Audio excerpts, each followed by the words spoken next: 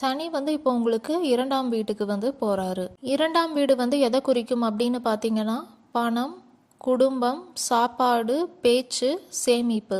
போன 2.5 வருஷம் பார்த்தீங்க அப்படின்னா, நீங்கள் வந்து நிறையா கஷ்டப்பட்டிருப்பீங்க. நிறையா கஷ்டப்பட்டு ரொம்ப டயர்டாயிருப்பீங்க. வேறு வேறு விதத்தில் உங்களுக்கு நிறையா வந்து அனுபவம் வந்து கிடச்சிருக்கும். எல்லாமே வந்து ரொம்ப கஷ்டப்பட்டு கற்றுருப்பீங்க. வாழ்க்கையில் எதெல்லாம் முக்கியம், யாரெல்லாம் முக்கியம், என்ன ஏது எல்லாமே வந்து தெரிஞ்சிருப்பீங்க. இப்போ நீங்கள் கற்றுக்கிட்ட பாடத்தை வச்சு இந்த 2.5 ஆண்டு வந்து வாழ போகிறீங்க.